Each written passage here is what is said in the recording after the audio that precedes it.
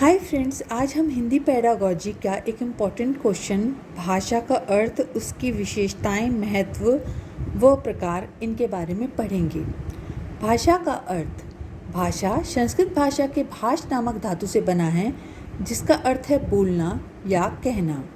भाषा वह साधन है जिसके द्वारा मनुष्य बोलकर, सुनकर, लिखकर या पढ़कर अपने मन के भावों या विचारों का आदान प्रदान करता है। दूसरे शब्दों में, जिसके द्वारा हम अपने भावों को लिखित या कथित रूप में यानी कहकर दूसरों को समझा सकें और दूसरों के भावों को समझ सकें, उसे भाषा कहते हैं। मानव समाज में भी भावों, विचारों आदि के आदान प्रदान के लिए मनुष्य 3 प्रकार के संकेतों का प्रयोग करता है। पहला है स्पर्श संकेत, दूसरा है दृश्य संकेत और तीसरा है ध्वनि संकेत। स्पर्श संकेत से मतलब है स्पर्श करके समझाना, दृश्य से इशारे से समझाना और ध्वनि संकेत से तात्पर्य है बोलकर या सुनकर समझाना। सामान्य परिस्थितियों में हम अपने मुख से कुछ सार्थक ध्वनियाँ निकालकर अपने भावों और विचारों को प्रकट करते हैं। मानव समाज में अधिकतर कार्य इन ध्वनि संकेतों के माध्यम से ही पूरे किए जाते हैं। अतः भाषा से हमारा अभिप्राय मानव जाति की भाषा से है, जिसमें सार्थक ध्वनियों का प्रयोग हुआ हो। भाषा की परिभाषा। पंडित कामता प्रसाद के अनुसार भाषा वह साधन है जिसके द्वारा मनुष्य अपने विचार दूसरों पर भली भांति प्रकट कर सकता है और दूसरों के विचार स्पष्टतः समझ सकता है। दूसरी परिभाषा है हेनरी स्वीट, जिनके अनुसार जिन व्यक्त ध्वनियों द्वारा विचारों की अभिव्यक्ति होती है उन्हें भाषा कहते हैं। भाषा की प्रकृति और विशेषताएं इस प्रकार है। भाषा एक सामाजिक वस्तु है। भाषा का सीधा संबंध समाज से है। समाज में रहकर ही बालक भाषा का अर्जन करता है। प्रत्येक देश, समाज आदि की अपनी अलग भाषा होती है। परिवार समाज की इकाई है। जो व्यक्ति जिस समाज या परिवार में रहता है वहाँ की भाषा सीखता है।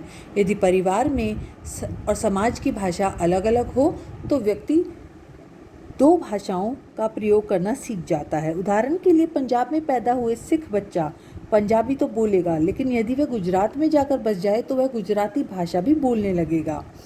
दूसरा है भाषा एक परंपरागत वस्तु है।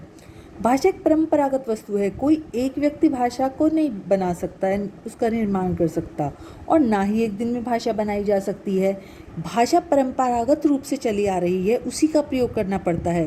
व्यक्ति भाषा के विकास में कुछ योगदान तो कर सकता है, लेकिन खुद से नई भाषा का निर्माण नहीं कर सकता। तीसरा है भाषा अनुकरण से सीखी जाती है। बालक परिवार में रहकर अपने माता पिता, परिवार व परिवार के अन्य सदस्यों के द्वारा प्रयोग की जाने वाली भाषा को ध्यान से सुनता है और उनका अनुकरण करने का प्रयास करता है।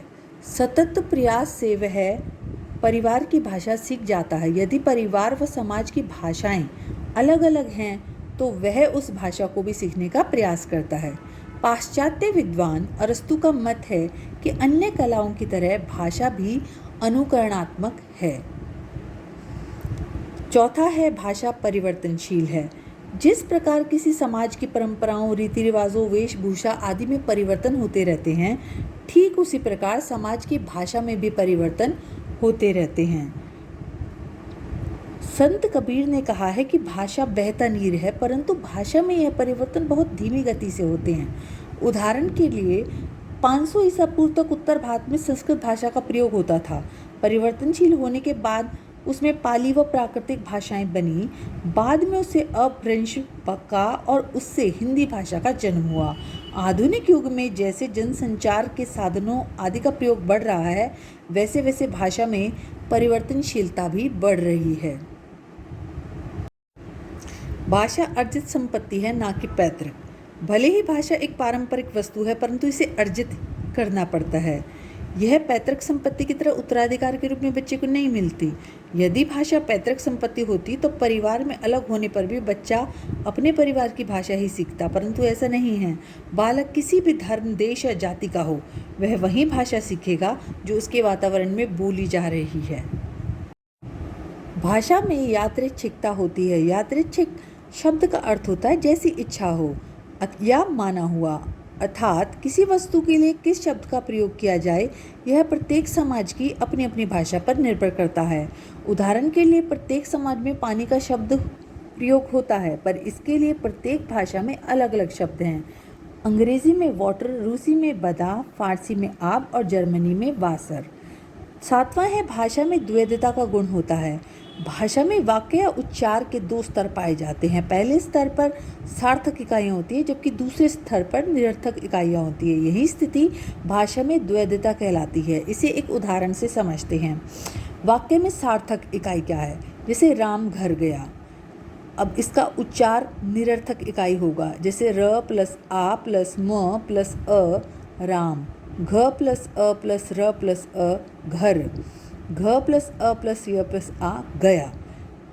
यानी कि अगर हम इसका वर्ण विच्छेद करते हैं तब ये निरर्थक इकाई है, लेकिन अगर इसको हम एक वाक्य के रूप में पढ़ते हैं तब ये एक सार्थक इकाई है।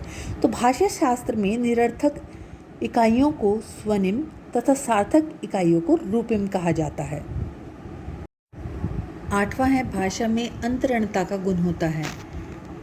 मानव समाज की भाषा में वर्तमान काल के साथ साथ भूतकाल और भविष्य काल की भी सूचना, अनुभव आदि को अभिव्यक्त किया जा सकता है। इसी तरह मानव समाज की भाषा में उस घटना को भी अभिव्यक्त किया जा सकता है जो स्थान से बहुत दूर हुई हो। जैसे इंग्लैंड में हो रहे क्रिकेट मैच का क्या परिणाम रहा, इसकी चर्चा भारत में बैठे 2 व्यक्ति परस्पर कर सकते हैं। 9वां है भाषा समाज सापेक्ष प्रक्रिया है। भाषा का जन्म व इसका विकास मानव समाज में ही संभव है। बच्चा समाज में रहकर भाषा सीखता है और समाज से जुड़कर उसकी भाषा का विकास होता रहता है। भाषा के प्रयोग से वह जीवन भर समाज से जुड़ा रह सकता है तथा वह अधिक सामाजिक व्यक्ति बनता है। समाज में ही भाषा का अर्जन तथा प्रयोग संभव है। 10वां है भाषा का अंतिम स्वरूप नहीं है। वैसे तो कोई वस्तु जब बनकर तैयार हो जाती है तो वही उसका अंतिम स्वरूप होता है, परंतु भाषा के संबंध में यह बात नहीं कही जा सकती है। प्रत्येक जीवंत भाषा का स्वरूप धीरे धीरे बदलता रहता है। उसमें कुछ अप्रचलित शब्द गायब होते रहते हैं तथा प्रचलित शब्द अपना नया अर्थ ग्रहण कर लेते हैं। उदाहरण के लिए सन 1930-35 तक थानेदार को जमादार कहा जाता था, परंतु अब इस शब्द ने अपना नया अर्थ ग्रहण कर लिया है। अब है भाषा का महत्व। प्रकृति ने केवल मानव को ही भाषा का वरदान दिया है। सच्चे अर्थों में केवल भाषा ने ही मनुष्यों को समस्त प्राणियों में सबसे श्रेष्ठ बनाया है। अतः भाषा का अपना विशेष महत्व है जो इस प्रकार समझा जा सकता है। पहला है अभिव्यक्ति का सशक्त माध्यम। अपने विचारों, भावों, संवेगों, अनुभवों आदि को अभिव्यक्त करते समय मनुष्य प्राय भाषा का ही प्रयोग करता है। 3 प्रकार की अभिव्यक्तियों द्वारा इसके महत्व को हम समझ सकते हैं। इसका क पार्ट है संवेगों की अभिव्यक्ति का माध्यम। बालक के विकास में संवेगों का विशेष महत्व होता है और केवल भाषा के माध्यम से ही संवेगों की उचित अभिव्यक्ति संभव है। ख है भावों की अभिव्यक्ति का माध्यम। भाषा भावों को अभिव्यक्त करने का माध्यम है। भाषा बालकों में नैतिकता, चरित्र निर्माण तथा स्वच्छता आदि जैसे गुणों का विकास करने के लिए इसका प्रयोग किया जाता है। विचारों की अभिव्यक्ति का माध्यम। मनुष्य कोई भी कार्य है उसका परिणाम सोचने के बाद ही उसे करता है। इस सोच विचार को चिंतन कहते हैं और चिंतन की प्रक्रिया भाषा के माध्यम से ही पूरी होती है। बालक को मूर्त से अमूर्त ज्ञान देने के लिए उसमें निर्णय करने की क्षमता का विकास करने में भाषा की ही सहायता ली जाती है। दूसरा पॉइंट है सामाजिक और सांस्कृतिक अंतःक्रियाओं के लिए आवश्यक है, यानी कि सोशल और कल्चरल इंटरेक्शन के लिए ये बहुत ज़रूरी है। भाषा तथा समाज, भाषा और संस्कृति में बहुत गहरा संबंध होता है। भाषा संस्कृति का तत्व मात्र ही नहीं है बल्कि समस्त सांस्कृतिक क्रियाकलापों का आधार भी है। यदि हमें किसी समाज व उसकी संस्कृति की विशेषताओं का अध्ययन करना है तब सबसे पहले हमें उस समाज की भाषा का अध्ययन करना होगा। तीसरा है सामाजिक एवं वैचारिक नियमन में उपयोगी। विचारों के आदान प्रदान के साथ साथ दूसरों के व्यवहार को नियंत्रित करने तथा प्रभावित करने में भी भाषा का विशेष महत्व है। किसी भी बालक या व्यक्ति को भाषा के माध्यम से नैतिकता, गलत सही का ज्ञान आसानी से दिया जा सकता है और यही बालक बड़ा होकर अपने छोटे भाई बहनों व सहपाठियों के व्यवहार को नियंत्रित भी कर सकेगा।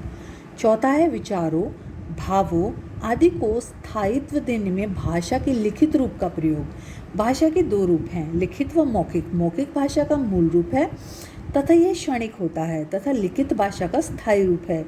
अधिकतर हमारे साहित्य, दर्शन, शास्त्र आदि लिखित रूप में ही हैं। किसी भी ज्ञान, कानून आदि को लिखित रूप में होने से उसका प्रभाव व स्थायित्व आदि बढ़ जाता है।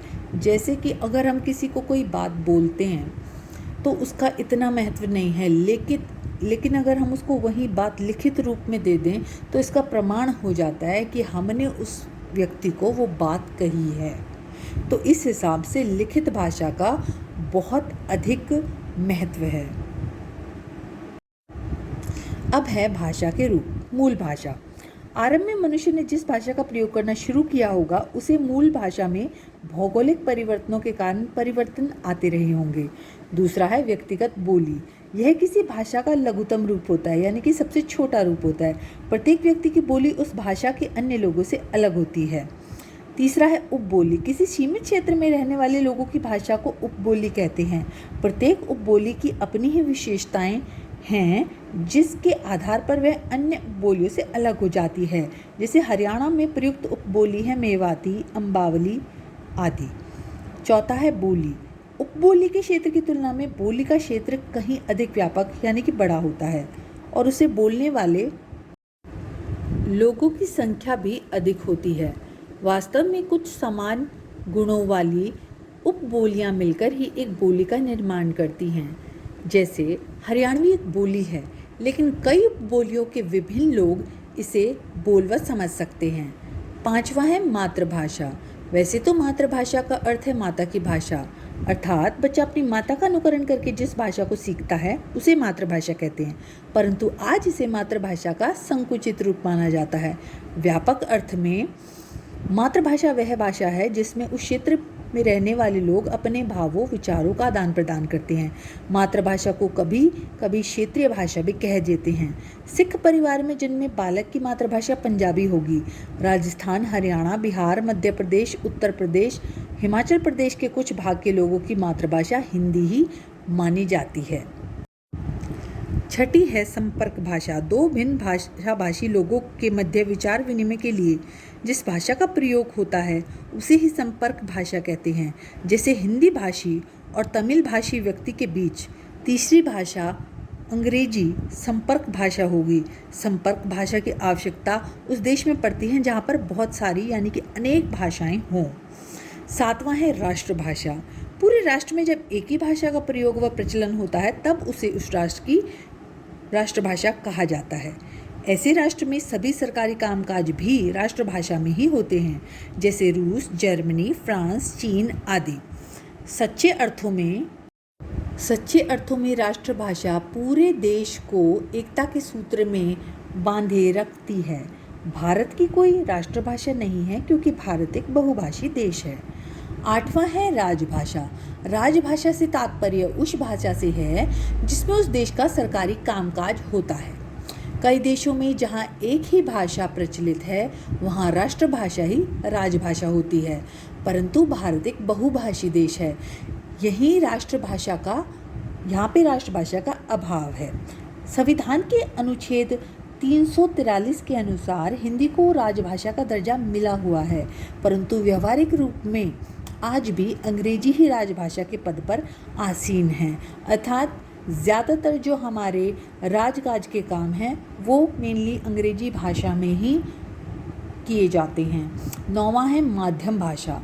ज्ञान, शिक्षा आदि के क्षेत्र में विचारों, अनुभवों आदि के आदान प्रदान के लिए जिस भाषा का प्रयोग किया जाता है उसे माध्यम भाषा कहा जाता है। भारत में मुख्यतः अंग्रेजी भाषा व हिंदी भाषा माध्यम भाषाएं हैं। 10वां मानक भाषा।